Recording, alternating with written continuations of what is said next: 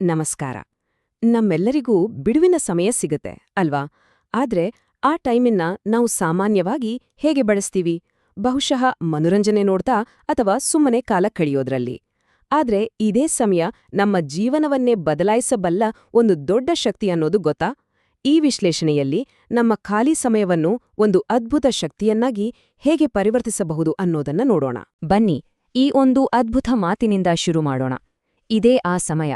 ಇದು ನಮ್ಮನ್ನ ರೂಪಿಸಬಹುದು ಅಥವಾ ನಿಧಾನವಾಗಿ ನಾಶ ಕೂಡ ಮಾಡಬಹುದು.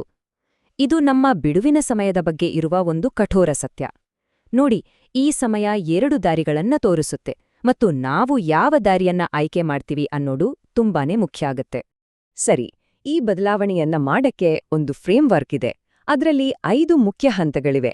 ಮೊದಲನೇದು ಸಮಯದ 2 ಮುಖಗಳು. ಆಮೇಲೆ ನಮ್ಮ ಮನಸ್ಸು ಮತ್ತು ಆತ್ಮವನ್ನ ಹೇಗೆ ಪೋಷಿಸೋದು ಅಂತ ನೋಡೋಣ.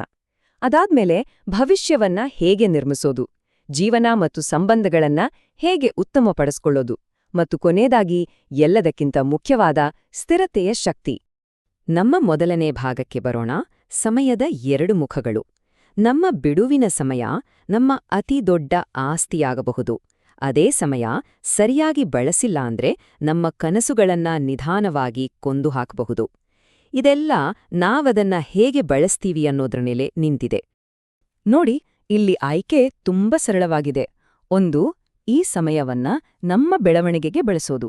ಇಲ್ಲಾಂದ್ರೆ ಯಾವ ಗುರಿಯೂ ಇಲ್ದೆ ಸುಮ್ನೆ ತೇಲ್ಕೊಂಡು ಹೋಗಕ್ ಬಿಡೋದು. ಈ ನಿರ್ಣಾಯಕ ಗಂಟೆಗಳಲ್ಲಿ ನಾವೇನ್ ಮಾಡ್ತೀವಿ ಅನ್ನೋದ್ರಲ್ಲೇ ಎಲ್ಲಾ ವ್ಯತ್ಯಾಸ ಅಡಗಿದೆ. ಈಗ ನಮ್ಮ 2ನೇ ವಿಭಾಗಕ್ಕೆ ಹೋಗೋಣ. ಮನಸ್ಸು ಮತ್ತು ಆತ್ಮವನ್ನು ಪೋಷಿಸುವುದು. ಇದು ನಮ್ಮ ಆಂತರಿಕ ಅಡಿಪಾಯವನ್ನು ಬಲಪಡಿಸುವ ಬಗ್ಗೆ.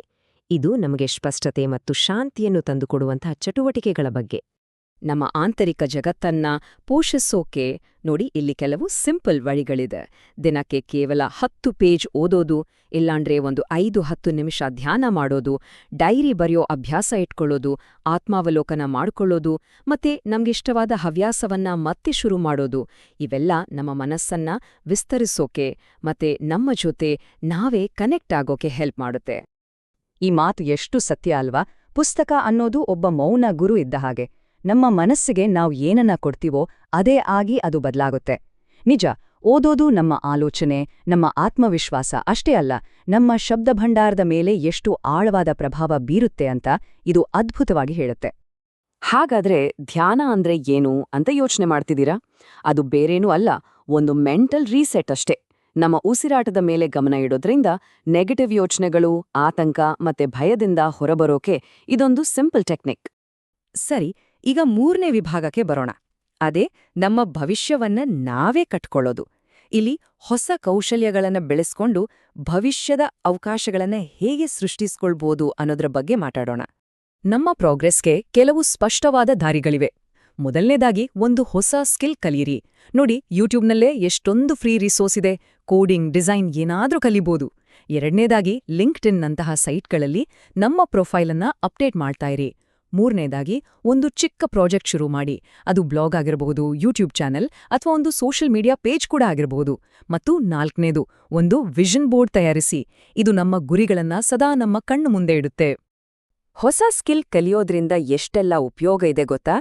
ಉದಾಹರಣೆಗೆ, ಒಂದು ಹೊಸ ಭಾಷೆ ಕಲಿಯೋದನ್ನೇ ತಗೊಳ್ಳಿ. ಇದು ಕೇವಲ ಒಂದು ಹೊಸ ಕೌಶಲ್ಯ ಅಲ್ಲ, ಇದು ನಮ್ಮ ಮೆಮೊರಿ ಪವರ್, ಫೋಕಸ್ ಮತ್ತು ಯೋಚನೆ ಮಾಡೋ ಶಕ್ತಿಯನ್ನ ಕೂಡ ಜಾಸ್ತಿ ಮಾಡುತ್ತೆ. ಇಲ್ಲಿಯವರೆಗೆ ನಾವು ನಮ್ಮ ಆಂತರಿಕ ಬೆಳವಣಿಗೆ ಬಗ್ಗೆ ಮಾತಾಡಿದ್ವಿ. ಈಗ ಹೊರಗಿನ ಪ್ರಪಂಚದ ಕಡೆ ಗಮನ ಕೊಡೋಣ. ಈ ವಿಭಾಗದಲ್ಲಿ ನಮ್ಮ ಸಂಬಂಧಗಳನ್ನ ಮತ್ತೆ ನಮ್ಮ ಜೀವನದ ಗುಣಮಟ್ಟವನ್ನ ಹೇಗೆ ಹೆಚ್ಚಿಸ್ಕೊಳ್ಬಹುದು ಅನ್ನೋದನ್ನ ನೋಡೋಣ. ಈ ಸ್ಲೈಡ್ ನೋಡಿ, ಎಷ್ಟು ಚೆನ್ನಾಗಿ ತೋರಿಸ್ತೆ ಅಲ್ವಾ? ಒಂದ್ಕಡೆ ಘಂಟೆಗಟ್ಲೆ ಫೋನ್ ಸ್ಕ್ರೋಲ್ ಮಾಡೋದು, ರೀಲ್ಸ್ ನೋಡೋದು, ಆ ಡಿಜಿಟಲ್ ಗದ್ದಲದಲ್ಲಿ ಕಳೆದೋಗೋದು. ಇನ್ನೊಂದ್ ಕಡೆ ಒಬ್ಬ ಹಳೆ ಫ್ರೆಂಡ್ಗೆ ಕಾಲ್ ಮಾಡೋದು, ಮನೇಲಿ ಯಾರಿಗಾದ್ರೂ ಸಹಾಯ ಮಾಡೋದು, ಅಥವಾ ಒಬ್ಬ ಅಪರಿಚಿತರಿಗೆ ಒಂದು ನಗು ಕೊಡೋದು. ಒಂದ್ ಕಡೆ ನಿಷ್ಕ್ರಿಯ ಬಳಕೆ, ಇನ್ನೊಂದ್ ಕಡೆ ಸಕ್ರಿಯ ಸಂಪರ್ಕ. ತುಂಬಾ ಸಣ್ಣ ಸಣ್ಣ ಕೆಲ್ಸಗಳು, ಆದ್ರೆ ಅದ್ರಿಂದ ಸಿಗೋ ಪ್ರತಿಫಲ ಇದೆಯಲ್ಲ, ಅದು ತುಂಬಾನೇ ದೊಡ್ಡದು. ಯಾರಿಗಾದ್ರೂ ಸಹಾಯ ಮಾಡೋದು, ನಮ್ ಸುತ್ತಮುತ್ತಲಿನ ಜಾಗವನ್ನ ಕ್ಲೀನಾಗಿಟ್ಕೊಳ್ಳೋದು, ಇದ್ರಿಂದ ನಮ್ಮ ಮನಸ್ಸಿಗೂ ಸ್ಪಷ್ಟತೆ ಸಿಗುತ್ತೆ. ನಮ್ ಕುಟುಂಬದವರ ಜೊತೆ ಸಮಯ ಕಳೆಯೋದು ಮತ್ತು ಸೋಷಿಯಲ್ ಮೀಡಿಯಾದಿಂದ ಒಂದು ಚಿಕ್ಕ ಬ್ರೇಕ್ ತಗೊಳ್ಳೋದು, ಇವೆಲ್ಲವೂ ಮನಸ್ಸಿಗೆ ಶಾಂತಿ ಮತ್ತೆ ಒಳ್ಳೆ ಸಂಬಂಧಗಳನ್ನ ಬೆಳೆಸುತ್ತೆ. ಈಗ ನಾವು ಕೊನೆಯ ಆದ್ರೆ ಅಷ್ಟೇ ಮುಖ್ಯವಾದ ಭಾಗಕ್ಕೆ ಬಂದಿದ್ದೀವಿ. ಈ ಎಲ್ಲಾ ಚಟುವಟಿಕೆಗಳ ಹಿಂದಿರೋ ಸೀಕ್ರೆಟ್ ಇಂಗ್ರೀಡಿಯೆಂಟ್ ಏನು ಗೊತ್ತಾ? ಅದೇ ಸ್ಥಿರತೆ. ಇಲ್ಲಿರೋ ಮುಖ್ಯವಾದ ಪಾಠ ಏನು ಅಂದ್ರೆ, ಪ್ರತಿದಿನ ನಾವು ಮಾಡೋ ಸಣ್ಣ ಸಣ್ಣ ಕೆಲ್ಸಗಳೇ ಸಮಯ ಕಳೆದ ಹಾಗೆ ದೊಡ್ಡ ದೊಡ್ಡ ಸಾಧನೆಗಳಾಗಿ ಬದಲಾಗತ್ತೆ. ದಿನಕ್ಕೆ 20 ಪುಷಪ್ಸ್ ಮಾಡೋದು ಅಥವಾ ಒಂದೇ ಒಂದು ಪೇಜ್ ಓದೋದು, ಈ ಥರದ ಸಿಂಪಲ್ ಅಭ್ಯಾಸಗಳಿಗೆ ನಿಜವಾದ ಶಕ್ತಿ ಕೊಡೋದೇ ಸ್ಥಿರತೆ. ಸೊ ನಾವು ಚರ್ಚೆ ಮಾಡಿದ ಈ 20 ಐಡಿಯಾಗಳು ಕೇವಲ ಟೈಮ್ ಪಾಸ್ ಮಾಡೋಕೆ ಅಲ್ಲ, ಬದಲಿಗೆ ನಮ್ಮ ಜೀವನಕ್ಕೆ ಒಂದು ಹೊಸ ದಿಕ್ಕನ್ನೇ ಕೊಡಬಲ್ಲ ಪವರ್ಫುಲ್ ಟೂಲ್ಸ್ ಇವು. ಕೊನೆಯದಾಗಿ ಒಂದು ಗಂಭೀರವಾದ ಪ್ರಶ್ನೆಯೊಂದಿಗೆ ಈ ಚರ್ಚೆಯನ್ನ ಮುಗಿಸೋಣ. ನಾವು ಈ ಸಮಯವನ್ನ ಹೇಗೆ ಬಳಸ್ತ್ವಿ ಅಂತ ಈ ಜಗತ್ತು ಹೇಗೆ ನೆನ್ಪಿಟ್ಕೊಳ್ಳುತ್ತೆ? ನಮ್ಮ ಬಿಡುವಿನ ಸಮಯವನ್ನ ನಾವು ಹೇಗೆ ಕಳೆಯುತ್ತೀವಿ ಅನ್ನೋದು ಕೇವಲ ನಮ್ಮ ವೈಯಕ್ತಿಕ ಆಯ್ಕೆ ಅಲ್ಲ, ಅದು ನಮ್ಮ ಭವಿಷ್ಯದ ಹೆಜ್ಜೆಗುರುತನ್ನೇ ನಿರ್ಧರಿಸುತ್ತೆ. ಯೋಚನೆ ಮಾಡಿ.